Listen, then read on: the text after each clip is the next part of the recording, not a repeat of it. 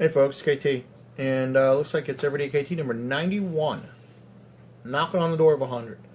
So, tonight we're doing a live Q&A. Kind of got on a roll last night, so I went with it. And tonight we're just going to do whatever you guys want to talk about.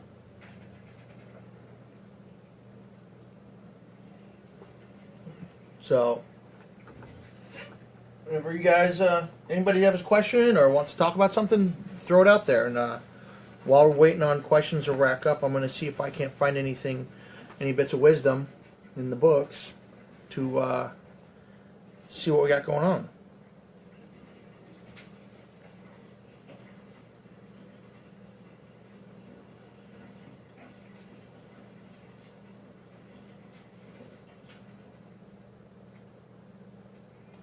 So one thing, here's one. Hey Angela, welcome to the shenanigans tonight. So we're just doing live Q&A. Any kind of questions anybody has, just throw them out there. Meantime, I'm gonna see what I can dig up in the old Kiltologies. So I did have one that I found, and we do a lot of talking about how we have to deal with a lot of the attitudes and perceptions that people have about guys walking around in kilts. Hey Frank. So I was digging through volume 1 and found number 72. And this is what it says. I have found proof that a masculine male in a kilt is not the only form of dress that will get extremely strange looks and comments which are not overtly sought. Walk around a town in the South the day after a blizzard in a pair of shorts and a sweatshirt, you can actually see folks' brains lock up trying to understand what they're seeing. Didn't want to get any rolled salt on my kilt at this time around. So my guess is when I wrote that, I was down in Tulsa and it was snowing a lot and it sucked outside. So I didn't want to have a kilt on just because of the crap on the roads and the snow and whatnot. So there are people who think it's a little weird wearing stuff that's not quote-unquote appropriate for whatever's going on. So plans for St. Patrick's Day, Paul. Good one. So that night, I am helping to run a Weeblos Arrow of Light ceremony. My son gets his Arrow of Light in Cub Scouts and transfers up to the Boy Scout troop.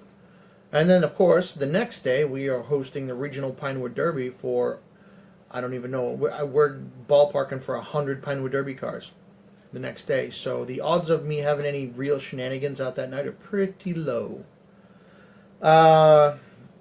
Dave, historic style kilts. What are you talking about, historic style kilts?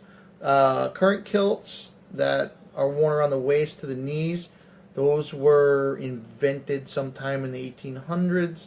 The great kilt, as it were, which is basically a humongous blanket of sorts wrapped around you with a belt, that was created even further back. I don't have one of those. I looked into it a couple of times and decided that it was against my better judgment because the amount of effort necessary to adjust one of those things when you're out and about in real life and not at a Renaissance festival or a Scottish Games is tough. And I don't know. I like the modern style kilts a lot better than the great kilts. Thanks, Paul. I'll pass that on. Yep, that's right. That's right, Dave. So there's actually a video I saw somewhere, probably on YouTube, a guy showing you how to pleat a great kilt. And literally, he just laid the thing out on the floor, or maybe the ground, I don't remember. Rolled up the pleats, laid down, strapped a belt around it, stood up, and said he was done. It was pretty cool. But that's not, I personally am not a big fan for everyday wear. I wouldn't mind getting one to have to wear whenever. But on a day-to-day basis, no, I'll stick with the kilts that I've got.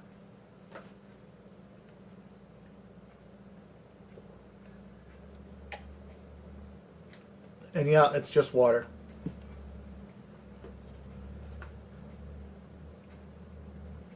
groupie music group. You play? Is that Dave? Is that something you play in, or you follow them around and help them out? I'm not sure, but I'll have to check that out. Yeah, the historic kilts do look really cool, especially if I don't know what, but there's a certain something or other that goes with throwing one of those on. Yeah, like the folks up in an Outlander or in Braveheart, they evoke a very very interesting response from a vast majority of people. They're just impractical, I think, for everyday wear. Considering the advent of sewn kilts, I like these a lot better. Oh, no problem. The Groupie. Oh, that's quite the title. Yeah, they are heavy. I actually did wear one once to the bar, and it was fun and games, and I haven't worn one since. I don't know. Maybe I'll get one. I haven't thought about it in a very long time, but who knows? We'll look into that. So we've been talking about making people smile and helping, brighten other people's days. So this past couple of days ago, I was down at Walmart, and I think there were probably a dozen different people who were visibly affected by me wearing kilts, or wearing my kilt. Yeah, wearing multiple kilts at the same time. That'd be a little funny. I have done it once. I went to a Halloween party as a lamppost. I had my reflective kilt over my glow-in-the-dark kilt. It was very interesting. You walk around, you go in a dark area after charging up the glow-in-the-dark kilt, and all of a sudden your feet are glowing, and everybody's like, how in the hell are you doing that? Then you take off the outside kilt, and it's a glow-in-the-dark kilt, and you look like a lamppost, basically. It was very cool. It was a lot of fun, too. So most of the folks, the last time I was down at the store, they, I'd say 9 of the 10 thought it was pretty awesome. That 10th person, I think they just didn't know what to do. They looked and they saw and they're like, I don't think they're, I just don't think they were ready for a kilt. Is there a kilt on my wish list that I haven't bought yet? There are a crap load of kilts on my wish list. Unfortunately, right about the time that a good many innovations were coming about in modern kilts, I got laid off from my other job. And my income dropped significantly. So, yeah, there's a ton of kilts that I would love to get my hands on. I want to get one of those fire hose kilts that are made out of old fire hoses. Those would be awesome. The old firefighter ones with the reflective material off the jackets. I'd love to get one of those. A couple of the Utilikilt switchbacks. Awesome. One of Rocky's leather kilts. It's like a bronze leather. I'd love one of those. Awesome. A couple of the double box pleats from Lady Cristal. Those would be very, very cool. Not really worn too often because they are a piece of art. They are so awesome. And trying to set double box pleats is a feat in itself. So those would be more of the super fancy events. Maybe a Brotherhood of the Kilt tartan great kilt would be kind of cool. Honestly, I just love them all. Pretty much whatever. I had heard that someone was able to get bamboo fabric. I don't know how that even works, but a kilt made out of that would be very, very cool. So yeah, pretty much, all kinds of kilts. The more unique and the more unusual, the better. No chainmail kilts. Hell no. There's just no upside to that. Yes, I can, Brian. So the thing about Girl Scout cookies, there are 2 bakers that service a majority of the country. And my favorite are the tag-alongs from the folks who service Western Massachusetts and Oklahoma and a bunch of other places. Those are awesome. the people who make the ones that serve where I am now, no, they're not the same, not even close. So there is definitely a way to avoid being tempted from those things. A modern Duffy tartan, that'd be cool. Yeah, expensive is the key here. That's why I make sure I spend a good amount of time talking about the various kilt makers. Brian, that was the woman's name. Lady Cristal is the one who makes the double box pleats. She is actually one of my merchants over at the Brotherhood of the Kilt.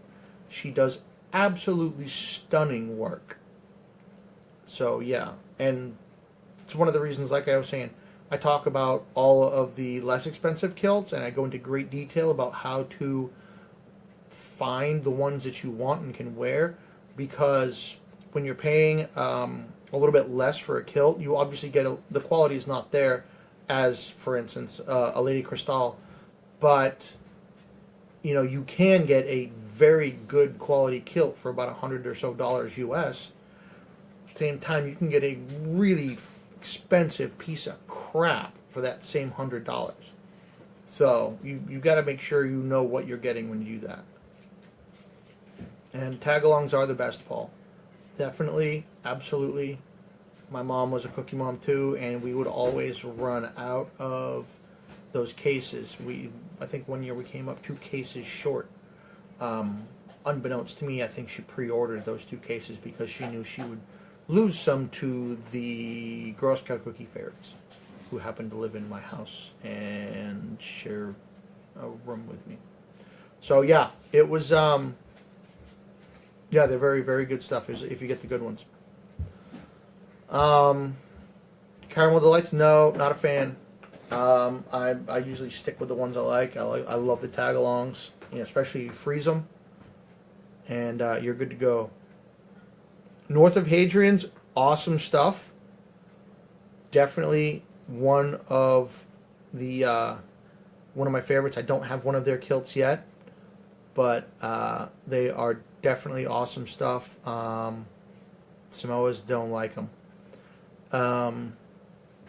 So yeah, North of Hadrian's, I'd definitely take a good look at those if you're out there shopping for kilts. I've actually heard that they have some kind of screwy Girl Scout cookie cereal or ice creams or something. I don't know. It just sounds like an abomination to me. I would probably just stay away from all of that stuff. Although tagalong ice cream could be really good. Now that I think about it. Peanut buttery, chocolatey, crunchy, yeah, that with a like a French vanilla bean ice cream, absolutely. So let's see what else we got going on here. While you guys are formulating your extremely difficult questions, and doesn't have to be about kilts. I don't care. You ask whatever you want. So.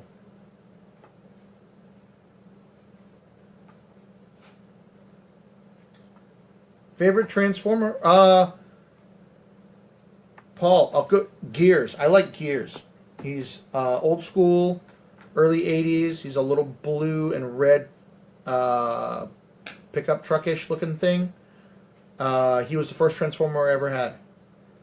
And I think I still have him in a box in the attic here at the house. I think my mom saved him and all my other Transformers. I did find that one you were looking for, Blaster, Paul, but he was a little busted up. So, I think giving a busted up Transformer is almost worse than none at all. I didn't find what was the Soundwave. I didn't find any of him though. I'll keep looking. I know he's in here somewhere. Yes, Dairy Queen in general is awesome. Dairy Queen Blizzards doubly so. I will have to go. I didn't know that they had Girl Scout Cookie Blizzards, so if they have Tagalong Blizzards, they are now my new favorite restaurant. I think there's a Dairy Queen not too far from where I live, so I'm going to have to go check that out.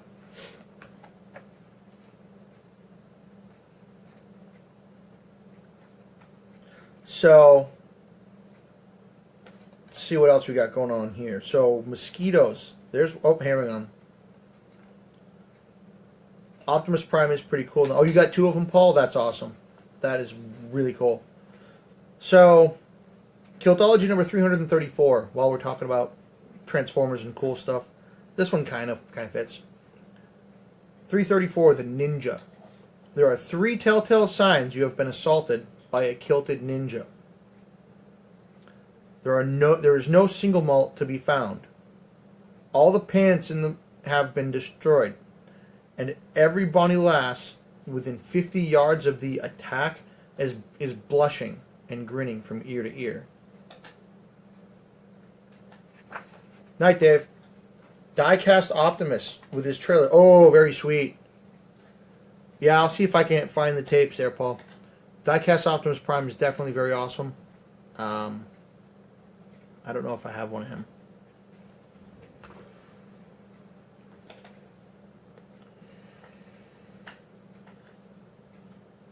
Down from the back, Paul. Definitely down from the back. And there's a reason for that. That is for kids who like to go, whee! And see the toilet paper fly off. If it goes down the back, that doesn't happen. Don't have to worry about that at all.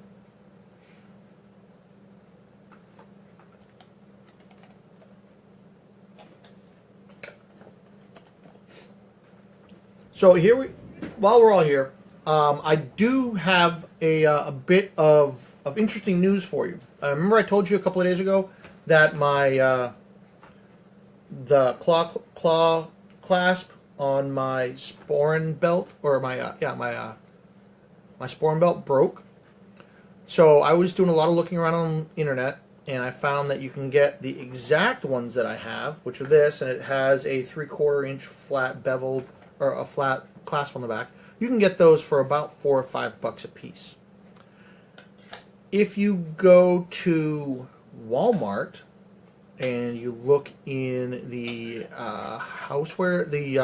hardware section, you can find clasps like this, but the back of them is just rounded a little bit for $1 a piece.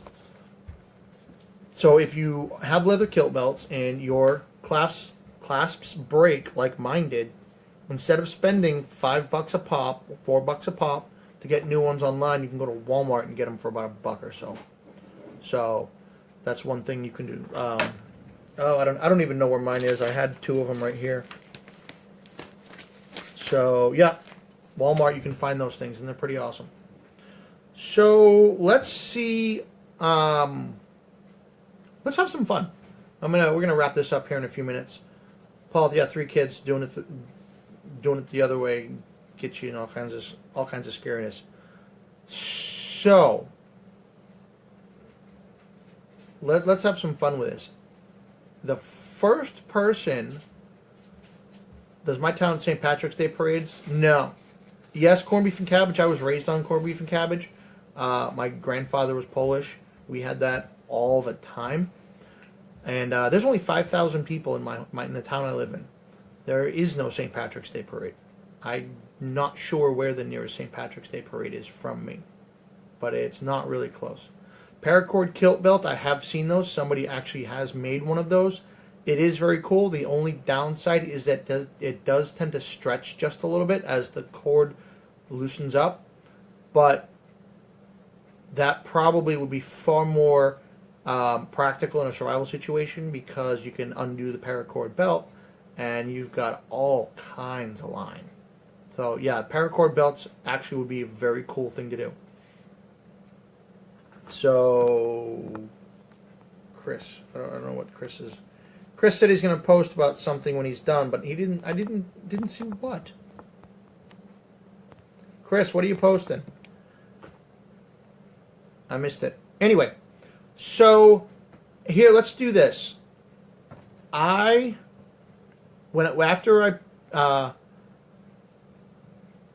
tonight's video, I'm going to go back to the one I did last night. And oh, awesome! Paracord is a chain replacement. Yes, that will be very cool. Very, very cool. Do that. So I'm going to go back to last night's video, the one I did about how to use your kilt as a business tool.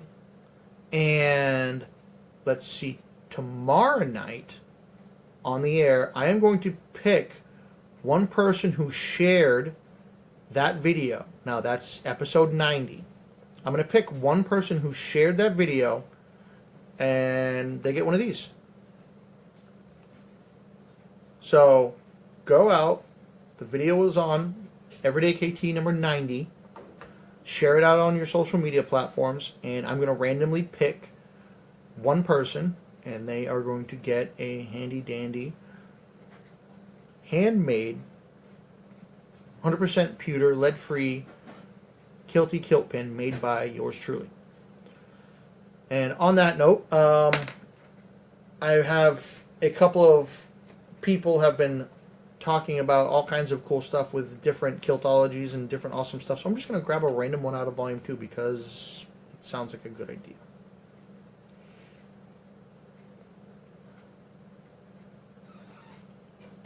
And this actually goes a long way towards what I was talking about last night on how to use your kilt for business. This is Kiltology number 455, Initiative. While you sit and grumble over how something is supposed to be done, who is supposed to approve it, and who is going to take the blame if it fails, odds are the Kilty has already taken it upon himself to just get it done without all the BS. In all reality, he probably finished whatever you were debating even before you were finished talking about it. So how does that apply to anything that we've been talking about for the past weeks, months even? Get off your ass, go do it. Stop complaining about it. Stop planning, projecting, checking, measuring 36.5 times. Twice is plenty. Get out there and do it. Get out there, make it happen. And like I said, so go out there, share last night's video. Somebody is going to get one of these. And it has the kilt pin on it that you can put your kilt, but it also has the key ring. So if you already have one of these, now you'll have two. You can put one on your kilt, one on your keys. They're awesome. Very, very cool. And it also makes it really easy to find your keys if you happen to lose them. Like, oh yeah, it's the one with the big pewter kilt guy on it. And they're like, what? Oh yeah, that's it right there, big pewter kilt guy. So, until tomorrow night, I wish you all well. Be strong. Put a kilt on. And I'll see you tomorrow.